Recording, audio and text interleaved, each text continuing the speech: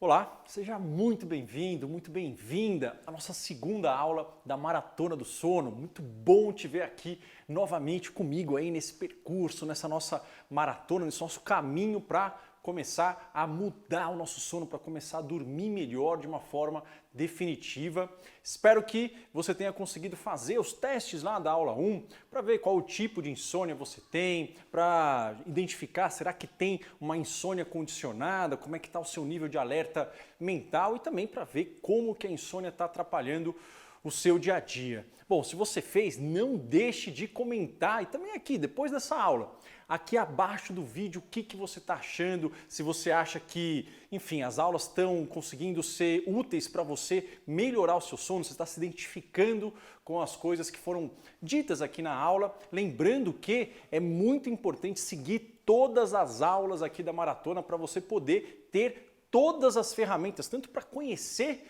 o que acontece com você na hora de dormir, que faz com que seu sono não seja bom, mas também para você começar a recuperar a sua qualidade de sono. Então é muito importante seguir esse percurso comigo e lembrar também que a gente viu, né, na aula passada, a pandemia está causando também uma pandemia, uma epidemia, uma avalanche de problemas para dormir. Então é muito provável que você esteja tendo um sono pior agora e que as pessoas ao seu redor, as pessoas que você gosta, as pessoas com as quais você se importa também estejam sofrendo com isso. Então, faça a diferença na vida delas, compartilhe esse conteúdo, compartilhe o link aqui da maratona com quem você acha que pode se beneficiar com isso, com pessoas que estão dormindo mal, que estão cansadas, que falaram que o sono não está legal, que ficam rolando na cama no meio da madrugada, ou aquelas pessoas que lutam com remédios para dormir, com Rivotril, com Frontal, com Stilnox, com PATs, ao longo de meses, de anos e não conseguem se livrar dessas medicações. Compartilhe o link aqui da maratona com eles, tá certo? Bom, pessoal, vamos agora para a nossa aula 2, tá? A gente vai falar dos erros e acertos que a maioria dos pacientes, tanto os pacientes que eu atendo no meu consultório ao longo aí desses mais de 10 anos de clínica, também isso está presente nos meus alunos, né? Nos alunos dos meus programas online de melhora de saúde mental. Então, o que a gente vai aprender? Os 10 erros que as pessoas mais cometem, que são muito comuns e que atrapalham muito o sono. E nós vamos ver também dicas práticas para você começar a dormir melhor a partir de hoje, dicas simples de implementar, talvez algumas você até já conheça, talvez outras não, e vamos falar também um pouco dos alimentos, tanto alimentos aqui que estão nos erros, quanto alimentos que podem ser implementados, que podem ser que te ajudem para isso, tá? Então vamos começar aí um por um. Primeiro erro, né? Então esse aqui é o mais comum. O mais comum não é devido à culpa dos pacientes, né?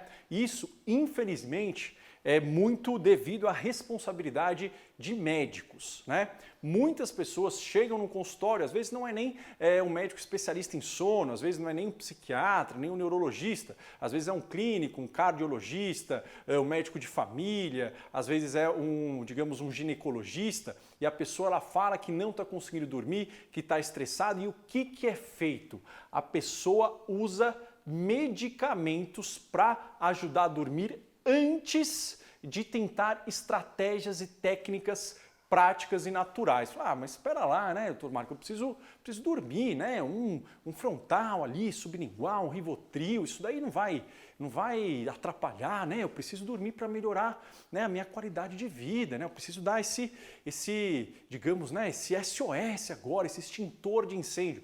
Ok, em algumas pessoas, para algumas pessoas, essas medicações vão fazer diferença, eu tenho certeza disso, tanto é que eu prescrevo esses remédios no meu consultório, eu uso esses remédios, não sou contra eles. O problema é que, isso eu vou falar para vocês ao longo aqui da maratona, eu vou mostrar, vou provar isso para vocês, mas eu posso te garantir o melhor tratamento para insônia, o primeiro tratamento, isso não sou eu que estou dizendo, né? Isso é espalhado mundialmente, as maiores escolas de médicos do mundo recomendam. O primeiro tratamento para a insônia não é feito com remédios.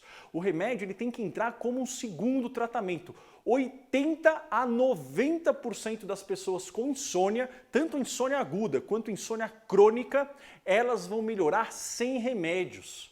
Isso é comprovado, eu garanto para vocês. 80 a 90% das pessoas com insônia aguda ou crônica melhoram da insônia sem remédios. E muitas vezes a pessoa começa a medicação e depois é muito difícil desmamar. Quem faz uso aí de Frontal, de Rivotril, de Zolpidem, de Pats, de Stilnox, sabe o esforço, sabe a guerra que é para a gente conseguir diminuir, sabe o quanto que o corpo pede aquele tipo de remédio, quanto que só saber que o remédio está lá, aquilo às vezes já dá um alívio e isso faz com que a gente entre num ciclo vicioso. Esses remédios dão muitos efeitos colaterais. Então isso é o maior erro, é o primeiro erro e não é um erro nem tanto das pessoas, mas sim dos médicos. Tá? Isso atrapalha muito o sono a longo prazo. Tanto é que no meu programa Sono Pleno, que já ajudou centenas de pessoas pelo Brasil, que vai estar agora reformulado com o Sono Pleno 2.0,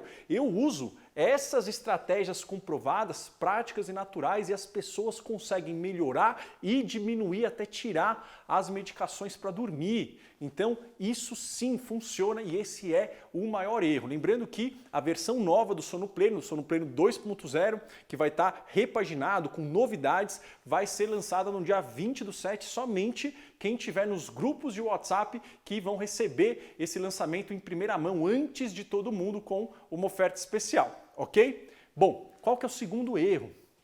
Ficar mais tempo na cama à noite com a esperança que a pessoa vai conseguir dormir mais facilmente. Isso é muito comum, né? Então você chega, você já não dormiu bem, o dia foi tenso, teve que trabalhar, teve que resolver muita coisa, né? Ver questão de filho, família, muitos problemas. Vai chegando 6, 7 horas, você fala, não, preciso agora dormir. Não, hoje então, o que eu vou fazer?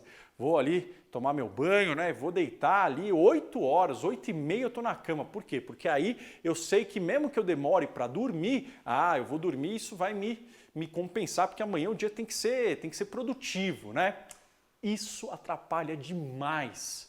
Por quê? Porque basicamente você vai dormir, vai dormir numa hora que você talvez não tenha sono, o corpo vai demorar mais para adormecer, porque ele vai estar ainda com estado de alerta alto. Lembra da aula 1? Vai estar com uma fome de sono baixa, porque é muito cedo, Você vai começar a ficar preocupado, preocupada, ansioso, ansiosa, pelo fato de não estar dormindo, vai olhar no relógio, vai começar a falar, puxa, preciso dormir, nossa, o que está acontecendo? Vai começar a se criticar, vai aumentar o seu alerta, E aí, o que acontece? O cérebro ele vai perceber cada vez mais que a cama não é lugar de dormir, que a cama é lugar de guerra, a cama é lugar de ansiedade, a cama é lugar de ficar acordado. E aí, o que vai acontecer? Isso vai piorando a insônia a longo prazo. Toda vez que o seu corpo for para a cama, for para o quarto, o que acontece? O olho fica ligado. Por quê? Porque quanto mais tempo você fica na cama querendo dormir, mais o seu corpo entende que a cama é lugar de guerra, é lugar de frustração, é lugar de sofrimento. E ninguém consegue relaxar no lugar de sofrimento, não é? Então a gente não quer fazer isso. E isso é um erro muito, muito, muito comum. Achar que você precisa exatamente de 8 horas de sono para ficar bem, Que é aquele conceito do sono ideal, do super sono, Muita gente tem isso. Então, se eu não tenho um sono contínuo, sem despertar de 8 horas, poxa vida, meu sono não tá bom, viu? E isso começa a gerar um aumento de frustração para o sono. Isso faz com que a pessoa fique cada vez mais preocupada, ela fique cada vez mais alerta, ela queira compensar isso de alguma forma e isso vai atrapalhando aqueles fatores da insônia. Então isso é muito importante, eu falo muito isso também lá no módulo 1 até do sono pleno, quem é meu aluno sabe disso, não existe esse negócio de 8 horas. Cada pessoa vai ter um horário fixo de sono que é melhor para ela, isso varia muito. Tem uma média, A média em geral é de 7 a 9 horas. Tem pessoas que com 6 horas vão ficar bem, elas vão conseguir ficar ativas ao longo do tempo e não vão ter problemas. Tem pessoas que vão precisar um pouquinho mais de tempo e isso também muda com a idade, né? Então, adolescentes, né, isso todo mundo sabe, precisam às vezes um pouquinho mais de sono. Conforme vai passando a idade, a quantidade de sono diminui um pouquinho. Mas também, por exemplo, em idosos, muita gente acha que idoso dorme pouco. Não é verdade. Eles não dormem tão pouco, eles precisam de horas de sono parecidas com as do adulto. Só que o que acontece? Eles cochilam muito durante o dia. E aí parece que eles dormem pouco à noite, eles bagunçam um pouquinho o horário de sono deles, enfim, tem uma alteração na melatonina. Mas resumindo não existe um horário fixo de sono. 8 horas é um mito. Tá? Você pode ficar bem dormindo 7 horas, você pode ficar bem dormindo 6 horas, você pode ficar bem dormindo 9, dormindo 10. Então, o que vai importar é a sua eficiência de sono, que a gente vai aprender na próxima aula, e também o como você se sente ao longo do dia. Por isso que saber os sintomas diurnos é importante também, certo? Tirar sonecas ou cochilos de forma errada. Né? Então, assim, é muito simples, né, a gente entender por que isso atrapalha, lembrando da fome, do apetite de sono, né, ou do impulso para o sono. Se você tira a soneca, é igual fazer o quê? Aquele lanche, né, comer aquele doce antes do almoço, antes do jantar. Né? Então, o sono de noite é o nosso prato principal. Se a gente tira, né, come um lanche, come muito lanche durante o dia, a gente vai ter menos fome, né? O estômago, entre aspas, vai estar cheio. Aqui é a mesma coisa, o corpo vai estar com menos apetite de sono. Agora, cochilo é proibido? Não é proibido. Por quê? Porque a gente sabe que tirar um cochilo muito breve pode até reenergizar e melhorar a concentração da pessoa no período posterior, no período da tarde. Só que veja bem, a ideia é que não dure mais do que 15, 20 minutos, meia hora estourando, mas de preferência no máximo 20 minutos. Porque mais do que isso, normalmente você aprofunda muito nos níveis de sono e isso começa o quê? A roubar o sono da noite. Tá? Então 15 a 20 minutos é o ideal. Fala, mas como é que eu vou saber? Deita na cama, quero tirar um cochilo, ok? Deita, coloca um timer no seu celular, cronômetro, 20 minutos. Escuro, opa, deixa ali, né? E tenta dormir. Ah, mas doutor Marco, eu não consegui dormir, né? E se eu não conseguir dormir, demorar para dormir? Não tem problema, né? Você vai acordar quando o despertador, quando o cronômetro do celular tocar.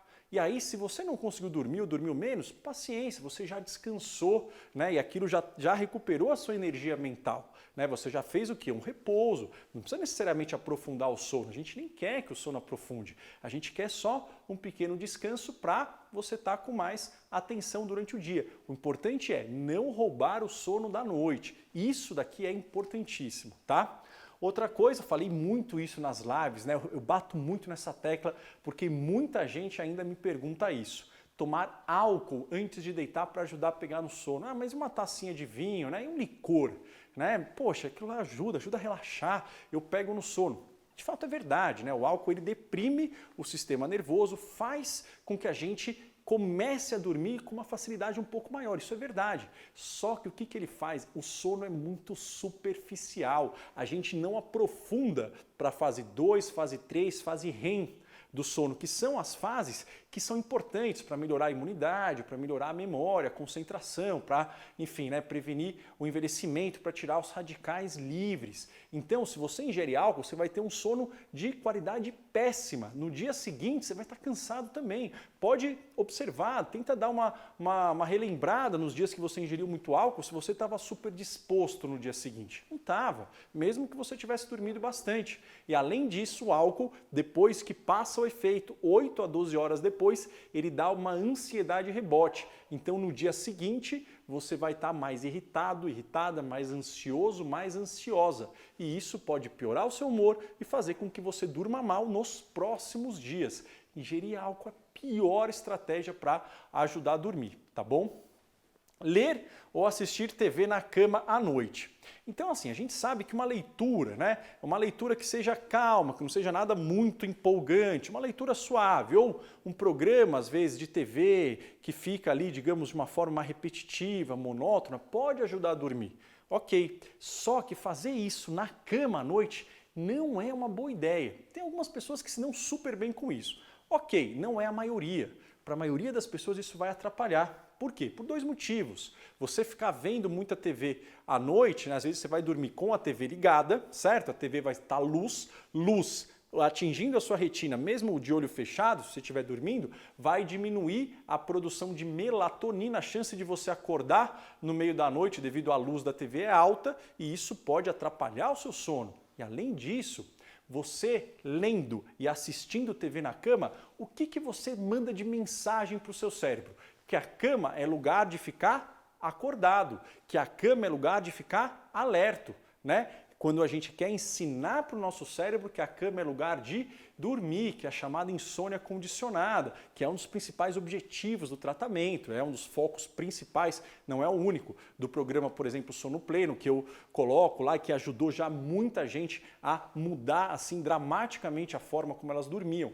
E isso é uma dica simples para você poder colocar. Se você quer ler, assistir TV, faz isso fora do quarto e vai para a cama quando você tiver com sono, ok?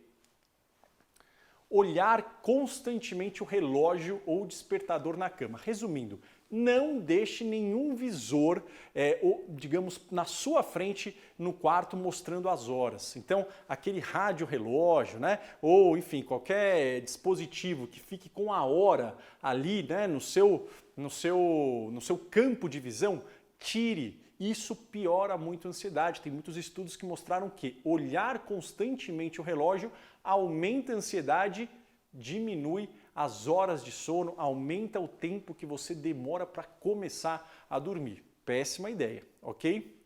Outra coisa é compensar o sono perdido. Isso é muito comum, né? Todo mundo já fez isso ou já ouviu isso, né? Então, compensar o tempo perdido dormindo mais nos fins de semana e nos feriados. Falar, hoje vou acordar sem despertador, eu mereço, né? Isso é bacana. Ok, todo mundo faz isso. Só que você não precisa acordar exatamente no mesmo horário, mas se você começa, né, a mudar muito o seu horário no fim de semana, no feriado, o que isso acontece? Duas coisas. Se você acorda muito tarde, o que vai acontecer à noite? Você vai estar com mais apetite de sono ou menos apetite? Com menos. Por quê? Porque o seu corpo dormiu mais horas naquele dia. Então é muito provável que aí à noite, principalmente no domingo à noite, né? A pessoa acordou ali 11 horas no domingo de manhã, tá, enfim, né, com pouco apetite de sono, vai chegando no domingo à noite, ela já está um pouco preocupada, um pouco ansiosa, porque segunda o dia vai ser pesado, vai ter muita coisa para resolver e além disso o corpo está com menos fome de sono, ele está menos cansado. Aí o que acontece? Insônia domingo à noite, segunda de manhã, desastre, né? Compensar o tempo perdido dormindo mais no fim de semana é um mito. Faz o teste, tenta acordar mais ou menos no mesmo horário, uma hora a mais, se for possível. Coloca despertador no fim de semana e vê como é que fica o seu nível de energia, tanto no fim de semana, também na segunda-feira, ao longo da semana. E além disso, se a gente dorme mais nos fins de semana, o que acontece com o nosso relógio biológico? Ele fica meio maluco, né? Ele não entende muito bem o que está acontecendo.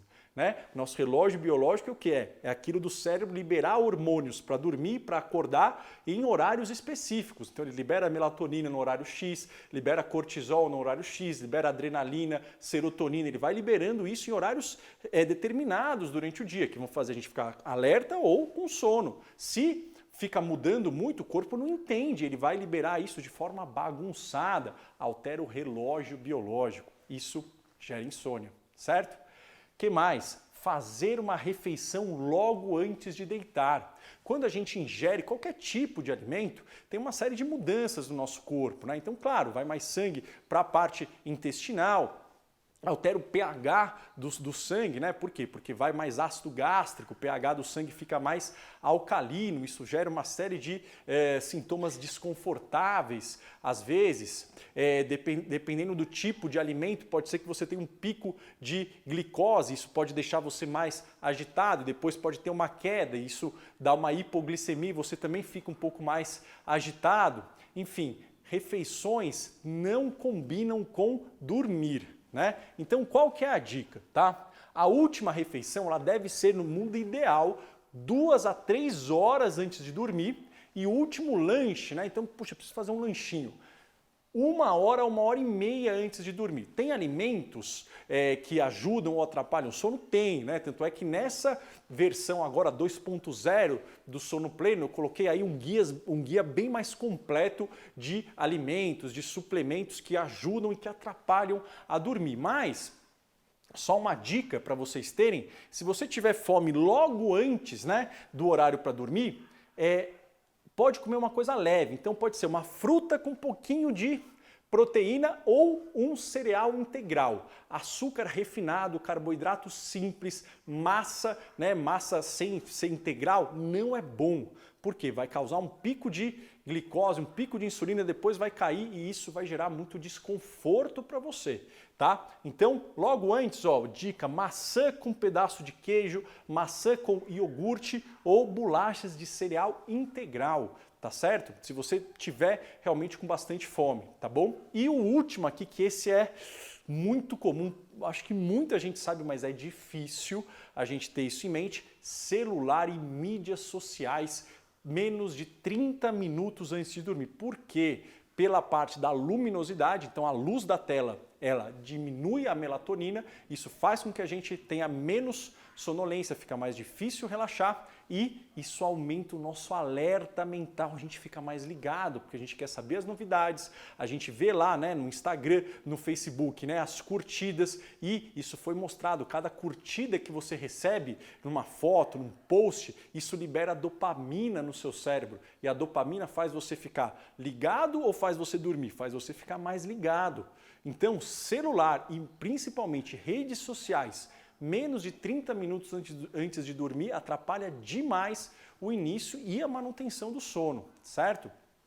Agora as dicas. Primeiro, o quarto para dormir, isso eu falei em umas lives, mas é muito importante a gente ter isso em mente. Ele deve ser escuro, o mais escuro possível. Se não for possível, colocar aquelas viseiras. Por quê? Porque luminosidade no olho, mesmo se ele estiver fechado, né, através da pálpebra, diminui melatonina, faz a gente acordar mais facilmente. E fresco, quarto muito quente, abafado, muito ruim para o sono, você vai provavelmente acordar no meio da noite. O nosso corpo, né, ele foi feito para, né, o ser humano, né, na origem, né, no início da nossa espécie, a gente dormia ao relento. Né? Então o corpo ele tem um relógio biológico marcado para quê? Para que quando fica escuro e quando fica um pouco mais frio, porque a noite é mais frio, a gente tenha mais sono. Então, queda na temperatura, quando o corpo percebe que a temperatura caiu, ele sente sono. Então, claro, não precisa deixar o quarto gelado, mas entre 15 e 20 graus. Né? Quarto muito abafado, aquecedor no quarto, muito cobertor, não é uma boa ideia, tá? E, claro, né, um ambiente silencioso, se possível. Não for possível, protetor auricular, né? Tem esses daí que o pessoal, enfim, não é difícil de comprar, pode ser um fone ou aqueles protetores mesmo que o pessoal usa, enfim, né, em ambiente de construção, o pessoal que faz tiro, né? Então aquele protetor de ouvido, ou então algumas pessoas elas se dão muito bem quando tem um som suave, né, e repetitivo, né? Tem aqueles sons brancos, né, que o pessoal chama. Então um som que ele fique monótono, que ele fique repetindo, né? Ou, né, um som com uma voz suave, pode ser um podcast chato, né, de alguém que fala num tom bem monótono, né? Não aquela pessoa que vai oscilando muito a voz, né, que fala baixinho e aumenta. Isso não, porque isso dá um estímulo. Mas aquela pessoa em voz monótona, como se fosse uma historinha para dormir. Isso pode ajudar, tá? Colchão e travesseiro, dica muito prática, tá? Se você tem rinite, eu, por exemplo, tenho rinite. É interessante você ter uma fronha, um travesseiro, colchão, lençol hipoalergênicos. Porque quem sofre de rinite, eu sofri muito na infância, tem às vezes a tendência de ficar com o nariz entupido à noite, congestão nasal, se tem muito alérgeno, né? Se tem muito pó, muita poeira no travesseiro, se o material é um material que causa um pouco de alergia, isso faz com que a pessoa acorde no meio da noite, às vezes com uma sensação de sufocamento, pode piorar o sono. Travesseiro, dica bem simples. Quem gosta de dormir de lado, eu gosto de dormir de lado. é mais interessante um travesseiro mais alto. Ah, mas eu não sei. Não, vê como você acorda na maioria dos dias, né? Você acorda, né, ali de barriga para cima ou mais de lado, de repente de bruços. Se você gosta de dormir de lado, travesseiro mais alto, por quê? Porque aí dá espaço para o seu ombro, né, ficar apoiado e a sua cabeça não ficar pendendo para baixo nem tanto para cima. Então, um travesseiro na altura do seu ombro, certo? E se você dorme de costas ou mesmo de bruços, né? Interessante um travesseiro mais fino, porque senão o pescoço ele fica muito levantado, né, ou muito esticado. E isso vai dar dor, aumenta a chance de você despertar no meio da noite ou antes do horário. O que mais? Aqui, ó.